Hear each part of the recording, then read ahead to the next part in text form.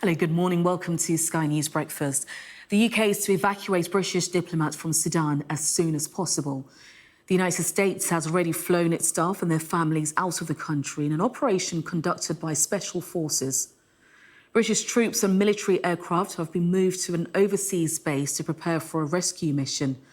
However, other British nationals have been told that for now, they should stay indoors and shelter. Well, one woman in Khartoum for a wedding told Sky News that she was terrified and needed urgent help to escape. I have been hiding under my bed for the past 6 hours. The area where I stay at the moment has been shelled to shreds. I have heard nothing but explosions and gunfire and shelling and screams. I and my family members are terrified to a point where we have gone numb. As a British national, I haven't heard anything from the British Embassy. My only question is, if there is no plan to get me out, please tell me why. Well, joining me now is our security and defence editor, Deborah Haynes. And Deborah, we're hearing more about the US operation to get its staff and their families out of the country. Just tell us more about that and indeed how the British operation is going to get staff out and also other British nationals like Rizan, whom we've just heard from. Yes, so the US has said that they've evacuated just under 100 people from Sudan. That is all of the US nationals who work at the embassy and other US staff. They've left the local nationals in place to keep the embassy open. In terms of the actual operation, it's incredibly high risk. This is a very volatile situation on the ground. You've got two warring factions still fighting. There's no secure airfield to land. And the US said that they sent in a special operations team using Chinook helicopters. They flew from a base in Djibouti, which is a country close to Sudan, where the US has a large military base. The helicopters refueled in Ethiopia. They then, they refueled in another country, in Ethiopia. And then they landed in Sudan. They were only on the ground for an hour as these officials were put onto the helicopters and then removed from the country. The helicopters were not fired upon. That's clearly something that the planners of an operation like this would have to be taking into consideration. It was very high risk. They've managed to get out, but it really does underline the huge challenge facing all countries that have officials, diplomats in Sudan at the moment that they need to get out. Saudi Arabia and Jordan launched operations the day before to get their people out, and that included through the port in the east of the country, the Red Sea port. Again, there's no freedom of movement, and so for ordinary citizens like the person you've just heard from, it's incredibly difficult. They are being advised to stay in place. We understand that the UK does plan to evacuate its diplomats from Sudan as soon as feasible, but the government hasn't said how that's going to happen. They've said that the Foreign Office and the Ministry of Defence are working on a number of different contingencies. Of course, there's the possibility of launching their own mission, as the US have done, to get people out. They could do it in a coordinated way. They could also ask allies to help the British diplomats. But for the British nationals that are in the country, the advice remains to stay in a place of shelter. The UK does say that its top priority is to help those British nationals, but those words aren't going to be a huge amount of comfort for people that are unable to leave and at the moment don't seem to have a viable evacuation option being offered, but of course that could change. because the situation remains incredibly volatile. And for the UK, it's clearly a high priority. The Prime Minister chaired his 4th Cobra emergency meeting yesterday morning on the crisis, which really does underline just how seriously it's being taken, but also, given the fact that there's been no movement so far, it would seem, just how difficult it is to be able to conduct operations in Sudan at the moment. Deborah, thank you. That's Deborah Haynes, our Security and Defence Editor. Now, this afternoon, millions of us will hear this sound.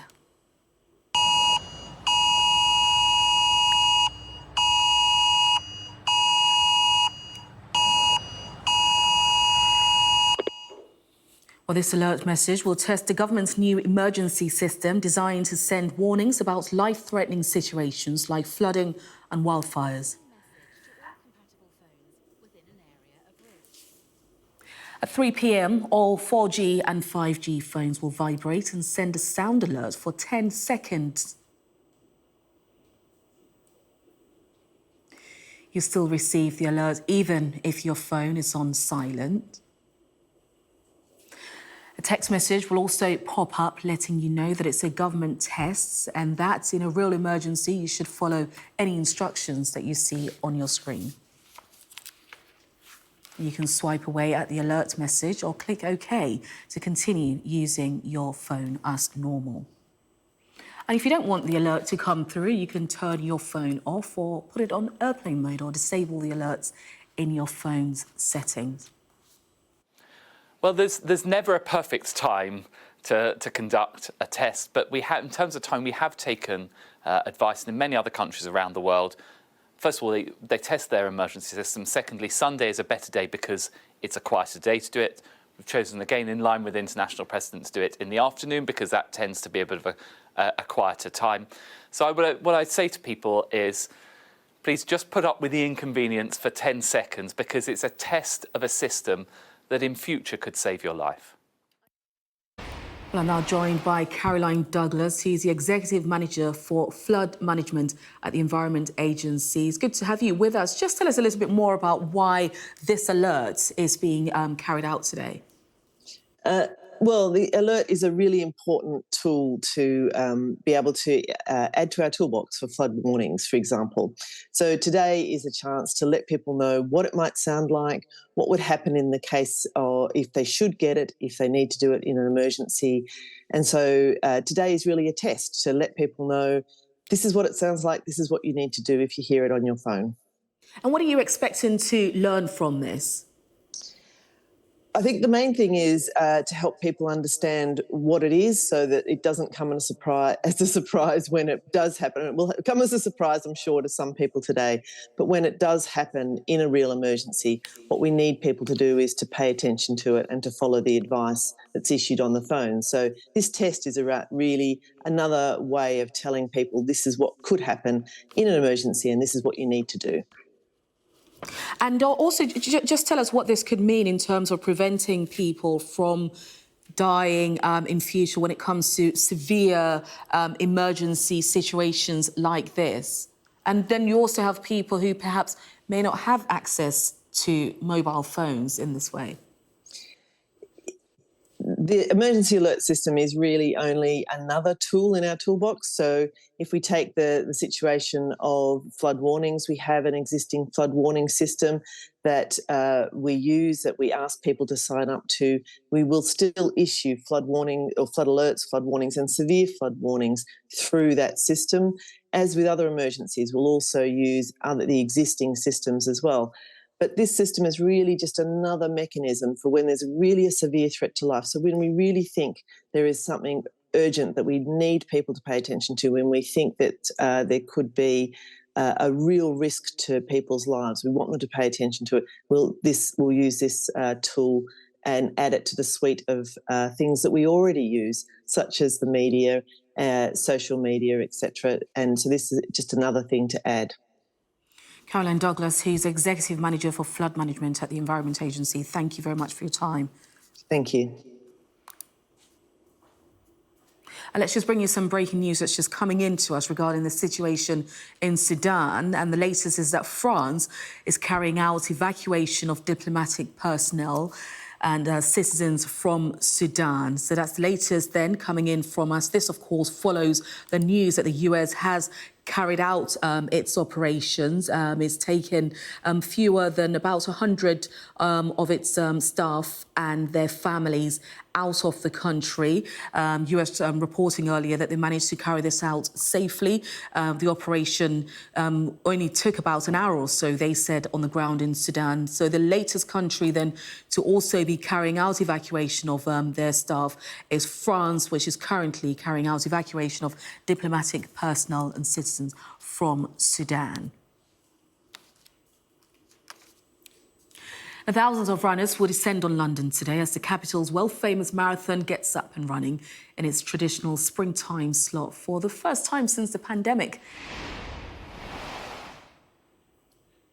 Well, let's go straight now to Aisha Zahid, who's at the finish line for us now. And Aisha is looking quiet now, but we know that things will be changing in the next few hours then when people start flooding in. Yes, that's right, Vanessa. Very quiet now, but that will all change in a couple of hours. The last few bits and bobs of preparation are going on right now. As you say, we're just by the finish line. It's 26.2 miles away, where over 45,000 runners will be taking their marks later this morning. It's the largest London marathon so far. Now, what can we expect to see from the day? Well, we'll have those elite races. Amongst the elite men's race, of course, we're going to see Sir Mo Farah running. He has already retired from the track. He says it will be his last marathon race ever before he considers retirement. So he says it could be quite an emotional day for him. And then, of course, we're going to see tens of thousands of runners in the mass participation event. They'll be starting down at Greenwich Park, ending here just further down the Mall from where we're stood. And, of course, passing loads of London landmarks on the way, Trafalgar Square, Tower Bridge, all raising money for good causes. It's expected about £60 million will be raised for charity this year in the marathon. The official charity partner, of course, is Great Ormond Street Hospital. Now, one thing that might play against the runners today, this morning, is the weather. It's expected to rain around about now, anytime soon, really, until 4 p.m. this afternoon. But I'm sure that won't be dampening anyone's spirits later on this morning. Aisha, thank you very much indeed. Now, asbestos may have been banned for more than 20 years, but the carcinogenic mineral is still the leading cause of work-related deaths in the UK. Between the 1930s and 1980s, it was mixed into cement, used on roofs, gutters and windowsills, and to lag or insulate boilers and pipes. Well, our political correspondent, Mari Aurora, reports on the appalling legacy of asbestos. He just said, you've been exposed to asbestos, unfortunately it's incurable. Rose has been diagnosed with mesothelioma, an asbestos-related cancer with a 2% survival rate. My first thought was, gosh, too young to die, because they said it was incurable. And obviously I was scared as how I would explain this to my daughters, my two daughters. For generations, asbestos was commonly used in buildings up to 1999. I did know of asbestos, but I didn't feel threatened by it was threatening me, because I didn't even know much about it, really. Did you ever think it would be the kind of illness that you could ever get, or someone like you could ever get? Absolutely not. Never. Never crossed my mind at all. Although banned for over 20 years, asbestos is still causing a shocking number of mortalities. There are over 5,000 asbestos-related deaths per year in the UK, and it's estimated that around 300,000 non-domestic buildings contain some form of asbestos, including schools, community centres and hospitals, and up to 1 million domestic premises. Unions are calling on the government to remove all asbestos in public buildings to protect workers, especially construction workers, who are the most likely to be affected. The government's current policy is that asbestos is safe if it's left in situ and it's not disturbed. But we would say Asbestos will always be disturbed, especially in buildings like schools where you've got children running around that are falling apart. Lots of schools are at risk of collapse currently. It needs to be removed.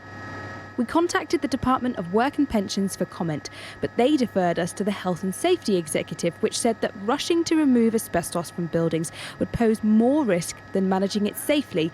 But MPs want to see tougher action and specific targets to rid the UK of this deadly substance. First of all, I'd like a register of all buildings, all types of buildings throughout the UK that has asbestos. And then the second thing, let's set a timetable to get rid of this stuff out of homes and out of businesses and out of public buildings across the whole of the country.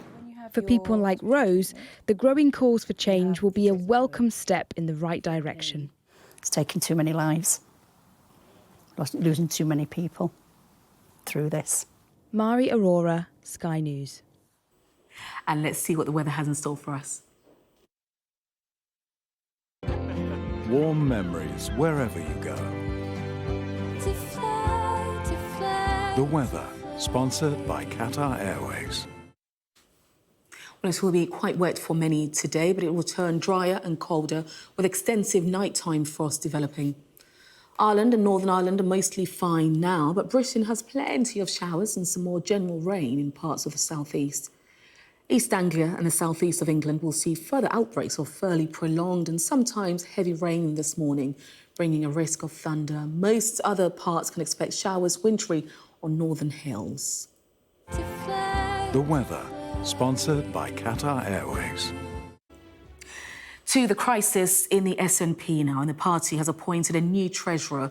Days after the occurrence, the arrests of Colin Beattie, who previously held the job. He was released without charge after being questioned as part of the police investigation into the SNP's finances. Well, the deputy leader of the SNP, Keith Brown, joins me now from Glasgow. Thanks for your time on Sky News this morning. Let's start with the front page then of the Scottish Sunday Mail this morning, which says that the police are investigating SIM cards linked to burner phones as part of that investigation into the party's finances. Let's just be frank about this. This doesn't look good, does it? Or you may disagree with me. What do you make of it? Well, let's be frank. This is the subject of an ongoing police inquiry. The police have been very clear that people should not be commenting or intervening in relation to that inquiry. And I, for my part, will continue to do that, as I've done right the way through, leave the police to get on with their work. And in the meantime, the SNP will get on with its work. We have, as you said, replaced a national treasurer. That was done yesterday. We have a governance review looking at governance within the SNP. And to be perfectly frank, the bigger challenges facing people in Scotland are the cost of living crisis. And to that end, the new First Minister has announced a new raft of measures which will help people. And that is far more important to people than some of the issues which have been raised in the media. But what's also going to be important to people is the fact that day after day we are seeing these damning headlines. What impression do you think that's leaving on the public about the party? Well, I've conceded the point. Of course, there are challenges, and we're trying to meet those challenges. We are already the most transparent party in Scotland. You will know the SNP's membership figures. You won't know the Labour Party's membership figures in Scotland, nor indeed the Conservative Party's figures. We are the most successful party in Scotland, have been for the best part of 2 decades. But we do have challenges, and I acknowledge that. The point I'm making is, as you said, the headlines. I can't control the headlines. That's up to the media. But for the people I speak to, and that includes people within the SNP, their main concerns are things like the latest mortgage increase, the fact that the UK economy now has £2.5 trillion worth of debt, and we've seen the largest drop in living standards in living memory. So these are much more immediate concerns. But of course, yes, the SNP has to make sure it takes measures to rebuild its trust with both its members and the people of Scotland. Now, the SNP's auditors quit in September. When did you learn about this? Well, that was when the media made sure that was public. I knew shortly before that time. But of course, that was a fairly common thread amongst many businesses, and especially some third sector and voluntary organisations, where auditors have withdrawn from this area of work. That's happened right across the country. If you ask other third sector organisations, they will say the same thing as well. And so work is ongoing just now to make sure we do have auditors, to make sure we comply with the necessary requirements of, for example, the Electoral Commission. I'm sorry, can you just clarify when you learned about this? Shortly before it became public. which is when? Can you give us some dates? Because it became public in September. I'm talking within the last couple of months. So Nicola Sturgeon then knew about this and didn't tell Hamza Yusuf then, basically? Is that what you said? So when this came out in September, what you're saying is that Nicola Sturgeon didn't tell you straight away. How did you find out? No, of course, I've just made the point that what happened was we had a change of auditors. Like many, many other auditors across the UK, the auditors employed by the SNP decided they were going to cut back the activities they were involved in, and that was true of many auditors and for many organisations. Hamza Yusuf was not on the party's NEC, which is where that would be discussed. And you'd have to ask Nicola Sturgeon in terms of what she knew and when. But what's very important is that the party complies with the requirements it has, whether the Electoral Commission or other reporting requirements, and the party will do that. So what we're getting from this is the fact that Nicola Sturgeon didn't tell her own deputy about this.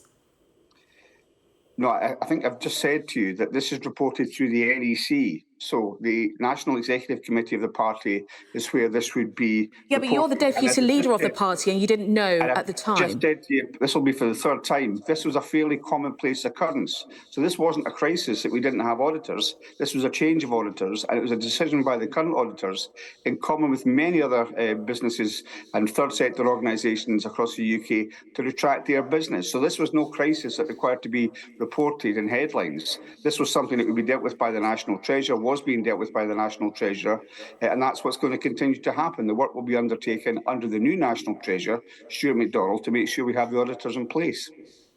So if you did know, then why didn't you tell Hamza Yusuf? Because he says he only discovered this when he took up the role. Well, I have tried to explain that the SNP is governed by its National Executive Committee. That is where these matters would be discussed. Hamza, prior to becoming First Minister, was not on the National Executive Committee, so therefore wouldn't have known for that reason. He does know now. He's well aware of this. He's initiated a governance and transparency review within the party, which will report in a couple of months. We will, as I've said, continue to build on our reputation as a party which is more transparent than the other parties in the UK and indeed in Scotland. And we will look to make our party further transparent. So that's the action that Hamza has taken since becoming First Minister and, of course, more importantly in this respect, party leader. Now, you proposed to the party's NEC that they should hire a fundraising manager and also publish monthly accounts, but this appears to have been blocked by Nicola Sturgeon. Why do you think that she rejected your sensible suggestions?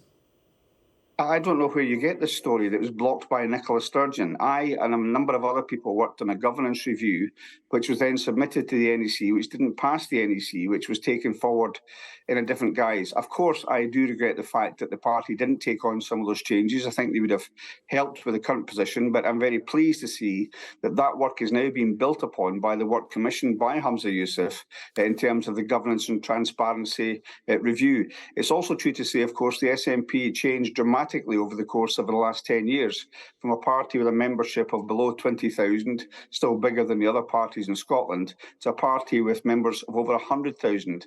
And that requires changes to happen right through the structures of the SNP.